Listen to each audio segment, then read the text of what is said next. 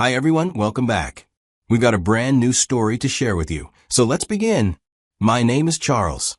When my wife's lawyer tried to paint me as the worst father in the world during our son's custody hearing, he and my wife had no idea what would come next. I watched my wife's face as she agreed with every word her lawyer said. She genuinely believed she was about to walk out of that courtroom with full custody of our 8-year-old son, Ben. What she didn't know was that I had been planning for this exact scenario since Ben turned 5, and they were about to be surprised. But let me back up and tell you how we got to that courtroom in the first place. Lauren and I had been married for 10 years, and for most of those years, we fought constantly.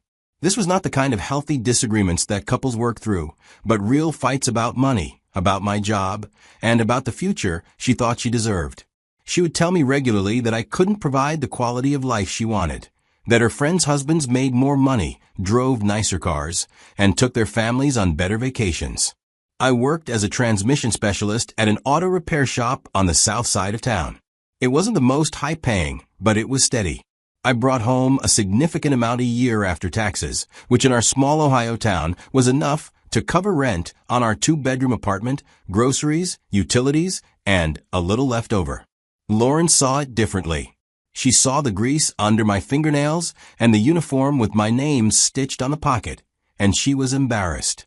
The fighting got worse after our son, Ben, started school. Lauren would point out other fathers at school events and make comments about how different our lives could be. She started going out more with her girlfriends, staying out later, coming home with stories about the men they met at various bars and restaurants around town.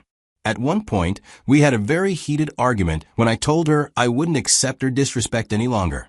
She told me she had met someone else, a man who worked in commercial real estate and could give her the life she deserved, she said. She filed for divorce 2 weeks later.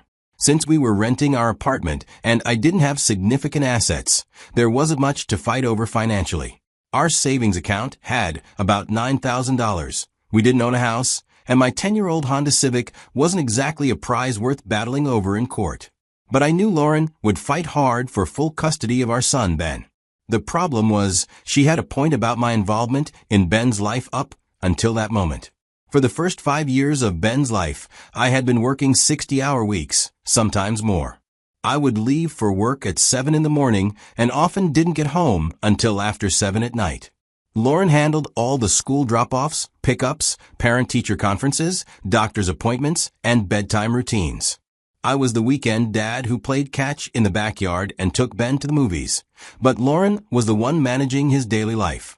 I realized around Ben's 5th birthday that this arrangement left me vulnerable. If Lauren ever decided to leave, any family court judge would look at our situation and see an involved mother and an absent father.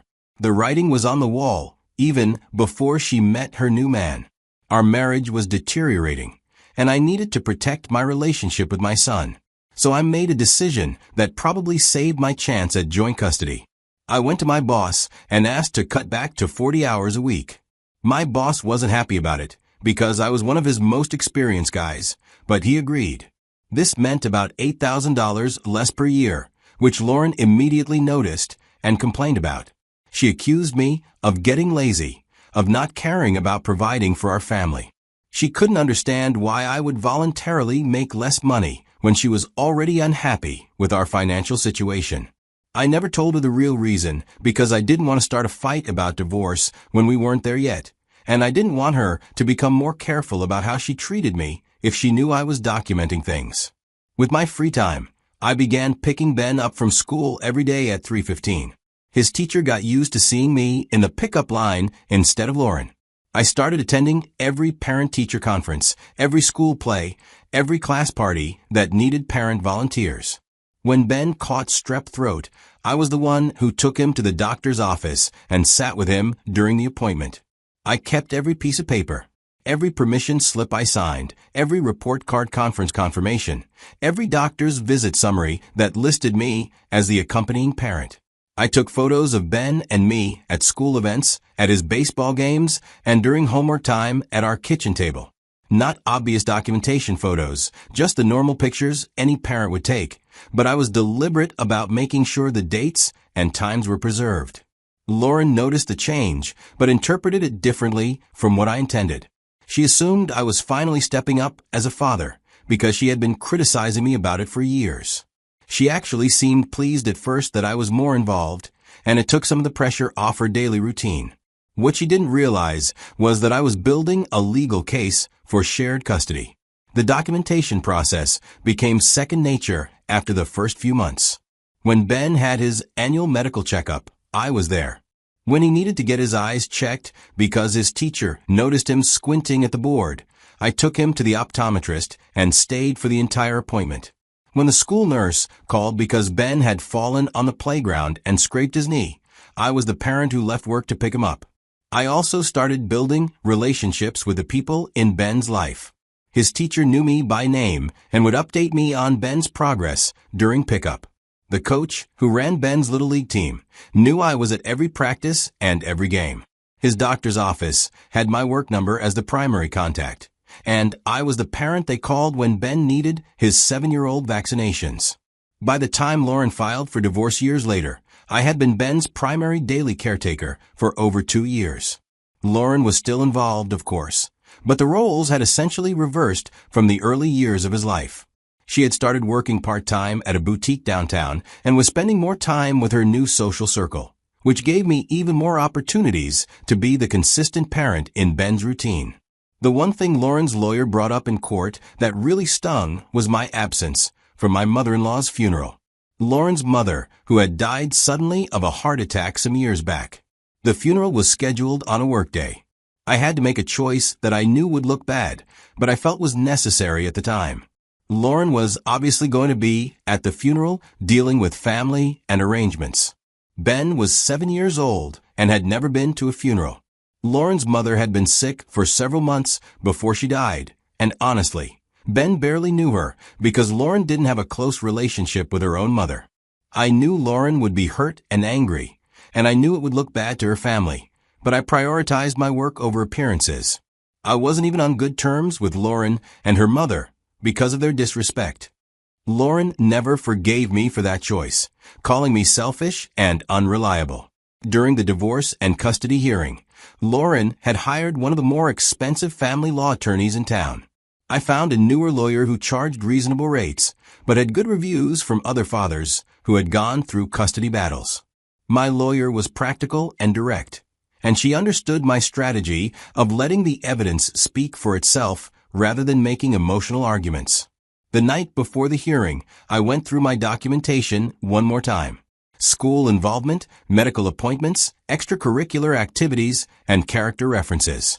My son's teacher had written a letter stating that I had been Ben's primary pickup parent for over 3 years and had never missed a parent-teacher conference. I had photos showing Ben and me at school events, baseball games, camping trips, and regular activities around town.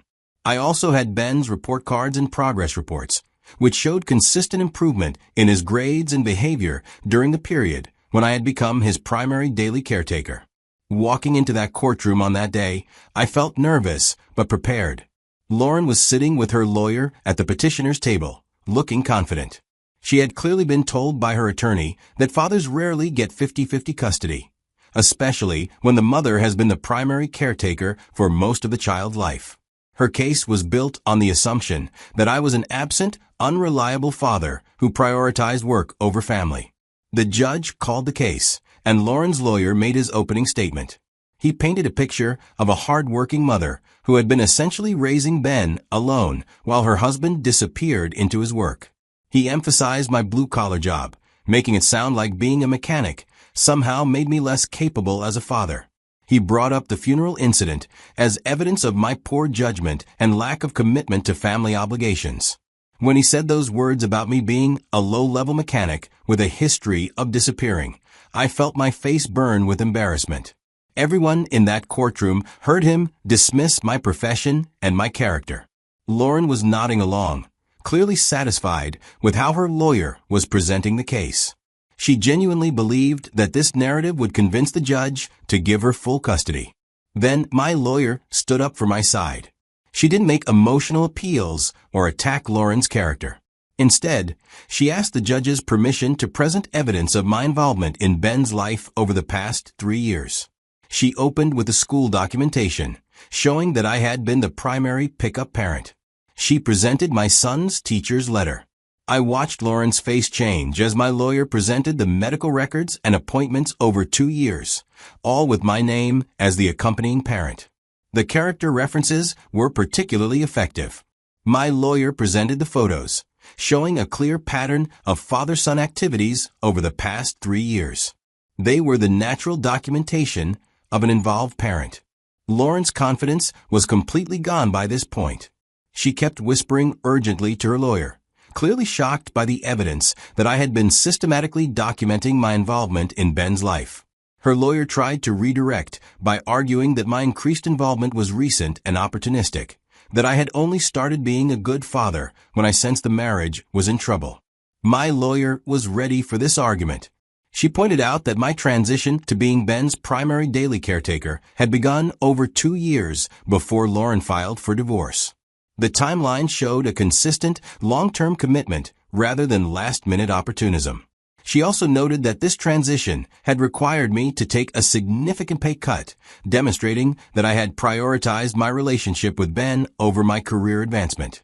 The judge asked Lauren's lawyer if he had any evidence to contradict the documentation I had provided.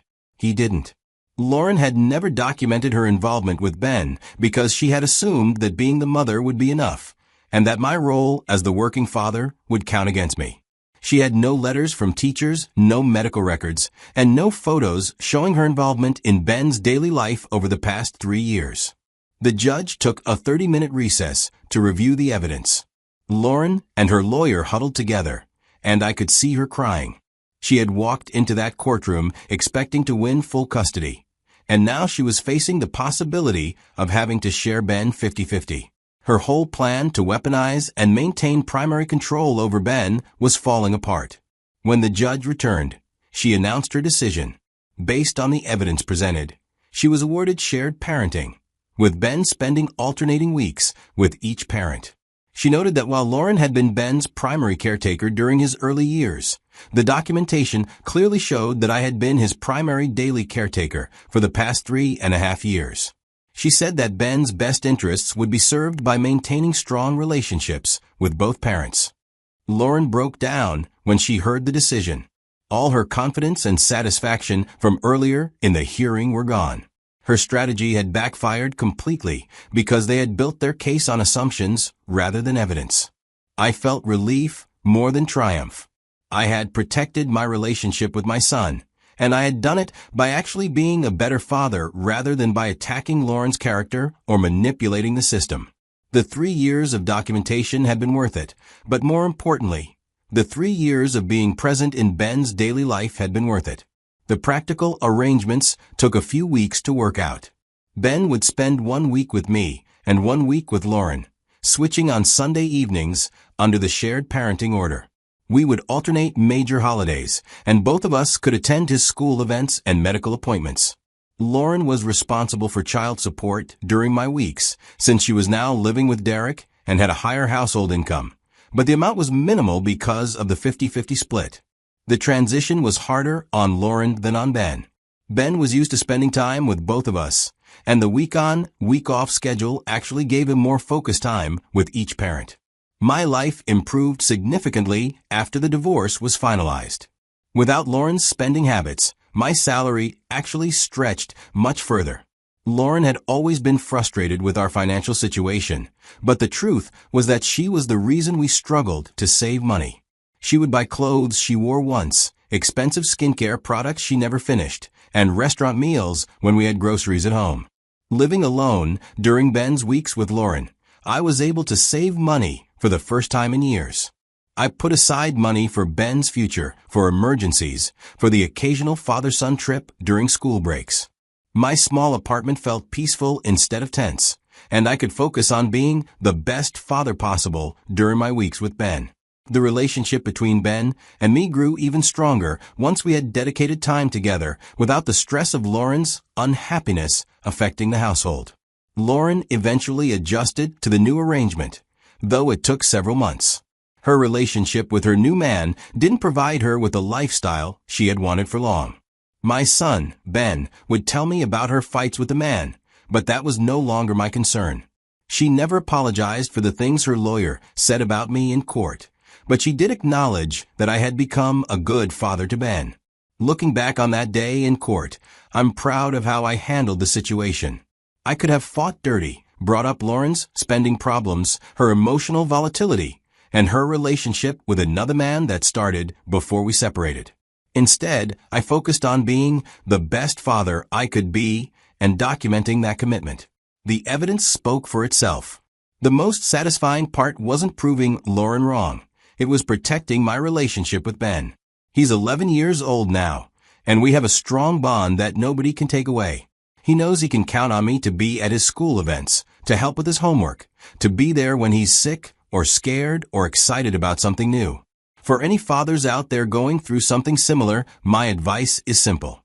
Don't wait until the divorce papers are filed to start being the parent you want to be recognized as in court.